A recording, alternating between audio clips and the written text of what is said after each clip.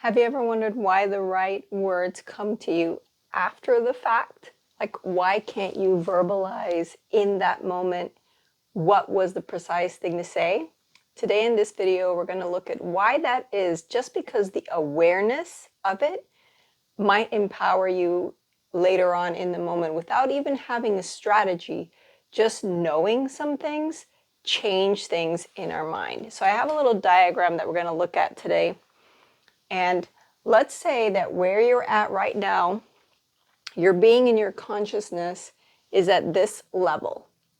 But whether you're aware of it or not, it fluctuates with time. So this is the state you're optimal and you're born in, to be here. And this is where you live in your mind. So this is what I call, like, the body never lies. This frequency, this vibration, my essence is this. But my mind wants to rationalize things according to the experiences I'm living. And normally, for some reason, it doesn't have like the uptake, the positive lift off that we would be hoping for. So the rational mind is somewhere around here. So what's happening between this and this, how I visualize it, is there's some kind of like disturbance. There's like distraction here. Here's like something you saw on the internet. Here's a conversation that you had with a friend. Like, different things in our life happen that, even though we know, our body knows this, our original frequency knows this, somehow our mind rationalizes it that in that moment we're here. Now what happens? The person, or the moment of confrontation, the moment of truth arrives, and it falls in here. And if it catches us at this level of distraction, let's say there's the point of interaction, I might be close enough aware to my conscious being of who I truly am, like I'm in my power. I have this distance. We'll get a different color. So there's this distance, and then I have this distance. So I'm not totally in if it would have caught me somewhere here and it would have fallen in at the moment where I was in that mode of distraction, because we're never prepared and aware for someone to just jump in, or for a situation to happen. Or you might have gone to do some transaction at some office and you thought it was going to be a simple thing, and then you realized there was a big line, and then someone tried to cut in front. Or the other day I went to pick up my daughter, and there was a whole issue because they had double parked and the parents didn't want to move to let the cars behind go through. And it was such a simple transaction that we do every single day, and we had no idea it was going to evolve into this moment of confrontation, or this moment of, what are the exact words that I need to get what I need? What were the exact words that that person, that teacher, could have used to have this person move their car, right? But in the moment, it's like, because we're not practicing it, right? We're not practicing this. Few of us are practicing like the examined life. Few of us are doing this. But we spend a lot of time down here, like rationalizing, seeing all the problems, thinking what we have to fix. There's nothing wrong with that, because this will help repair and get us back to like original source. But we're distracted while doing that. So then what happens? Once this happens, we don't know what to say, and this drops. And then we're here with another bar. Now our rational mind is thinking and feeling worse about ourselves. Now we're further away from our destination, from our original self. And I'll tell you, when you start not feeling like yourself, that's when all kinds of uneasy and restless anxiety, falling into depression, all of that stuff happens at this point. So how do you get out of this cycle, no? Of continually things, now I feel like this, now I'm going to be even more distracted because this left me like that. So I'm down in here in the monkey mind. And if another thing happens when we feel like the whole world is tumbling down, it's like one thing after the other, kind of the law of attraction, because I'm feeling like things are happening to me, it'll drop in and catch me here. That'll make me feel worse about myself, and this will further drop the bar. Another comparison is that they say you go from one destructive partner to the next destructive partner. You don't normally learn on the first lesson and scale up. It takes a few times or a few dates or for some women, a few marriages before you can scale back up. So let's say this was a hard fall, this last one, and this is your bottom threshold. This is the moment where you said, okay, I've had enough of this. And that's when you start examining and learning, taking courses, self-help, working on these things in your life, and that will bring you back up to here.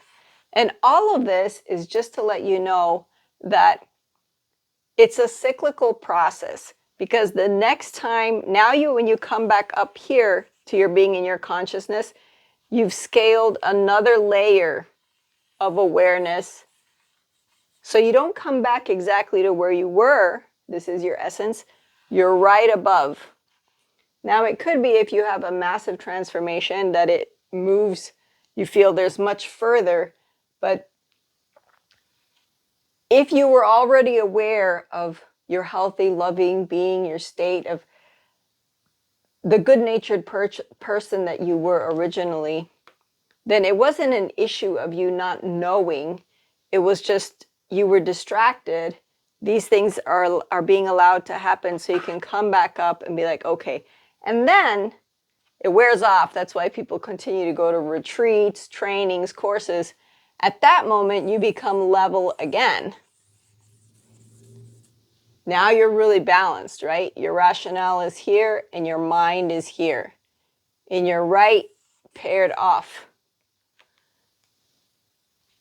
Depending on what happens, this can rise also, or this can rise, or this cycle will repeat itself in a new area of your life. So it starts tackling different areas of your life so you can raise the ladder going up. So I'm going to share with you a bit of my story of how I saw this functioning, because when I was living, I have my little paper so I won't get lost. Let me get that. Let me pause it. All right, I found it. So I was in my home. I was living with someone at the time who spontaneously turned out that they didn't want to live with me anymore. They had conflicting emotions with me, and I was suffering kind of verbal abuse and some like degradation of the self, because they were angry at having been there. So this is what was happening. And I felt in some strange masochistic way that like I deserved it, that this was the price that someone had to pay for relationships, love, and affection. So the turning point was a moment in therapy. You will be surprised. My turning point was actually this. For some people, their turning point is, great revelation. No? A turning point was when having this conversation, my therapist told me, would it be true to say that you have lost the joy for living? And she nailed it so exactly. I was trying to understand my misery, my disappointment, my heartbreak, my disillusion, I was trying to understand everything, but it was so simple to realize I had just lost my joy of living.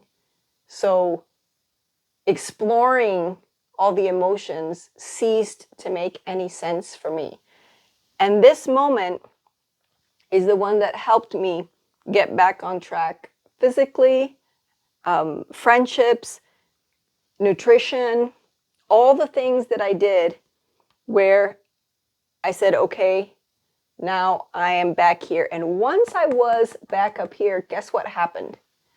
This person once again intervened and was the same person. You can only be so lucky. Now, normally it's different things coming into your life. But I had the experience that it was the same person came in and there was the moment, like we'll put it big this time, of confrontation.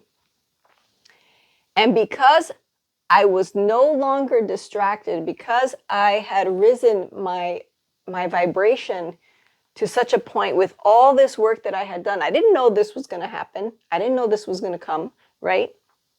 So I was so grateful that I had done that work, and this moment happened and I knew what to say. Have you ever had that feeling that you're so used to not knowing and all of a sudden one day you nail it? If you haven't had that feeling, that's what we're going for. Like, forget about the words. Like, have you ever had the feeling where you made the choice and you nailed it? Like, that was the choice. It was a hard decision. It was something that maybe there was contradiction. There were people against you and you went for it anyway. That's what this happened to me here.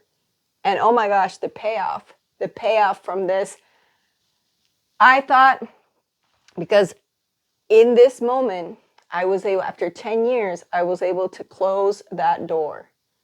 And in my mind, I thought eternally. And you know what it is? When you close a door eternally on someone or something, that doesn't mean that they won't come back or that it won't reoccur. What that means is you're giving it an opportunity to be reborn in a different way.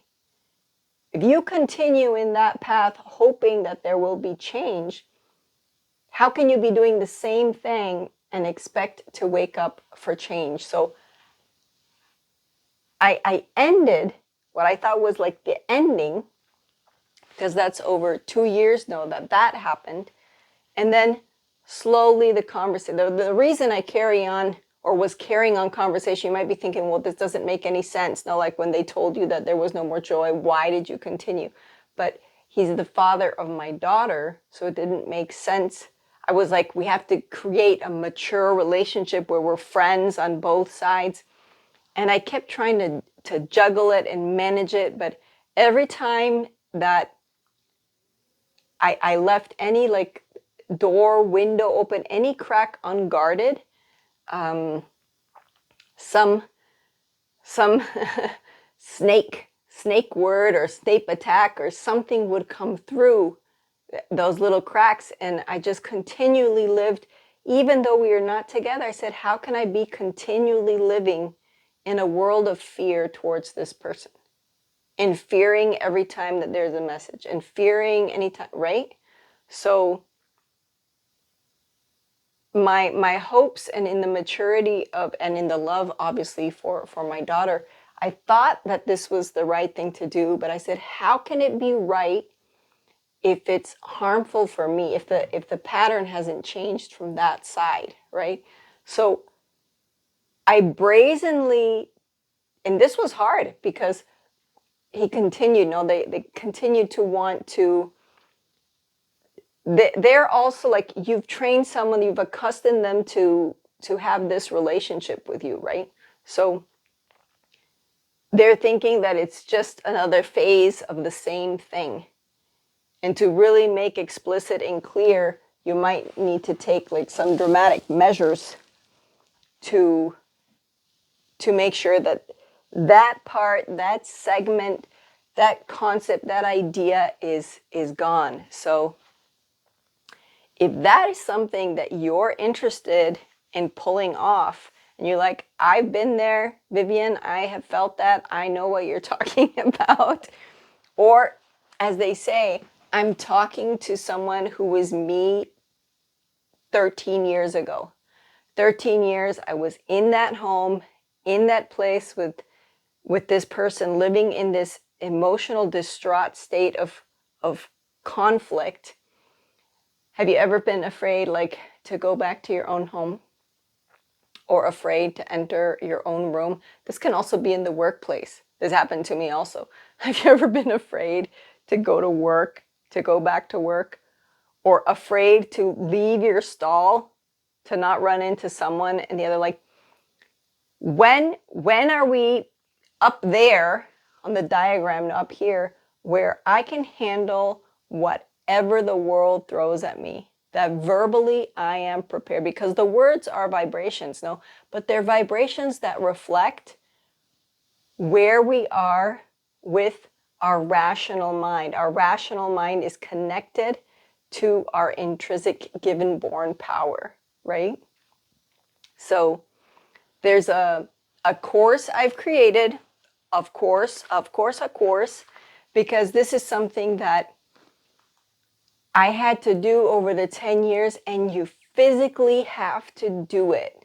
This isn't something where, even though that moment she told me that, I knew that that vibration was living in my body and I needed something to. So I signed up for all different little things, but here I've put it all together in the course.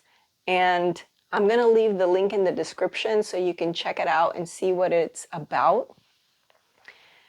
Launching straight to it, no soft launch first, no nothing. You could look at some of the other videos on YouTube, but I'm just giving it to you straight, because for me in that moment, I would have accepted anything. I'm glad I had the therapist that I had, but she could only work on one aspect of the situation, right? She could not intervene for me the way that I can intervene for myself. Had I had the information, or had I had the accountability with someone, having someone know that what I was going through. Another thing that I suffered was that I was very alone. And even though I would explain, or people knew I was struggling, there wasn't I didn't feel seen. There wasn't the empathy level. It was like, oh yeah, you know, life is hard, relationships are hard. It was like a general accepted consensus, and no detail given specifically to, yes, but that's happening to me, right? To my emotions, to my life. So that's all I got today. And I will see you in the next video. Bye.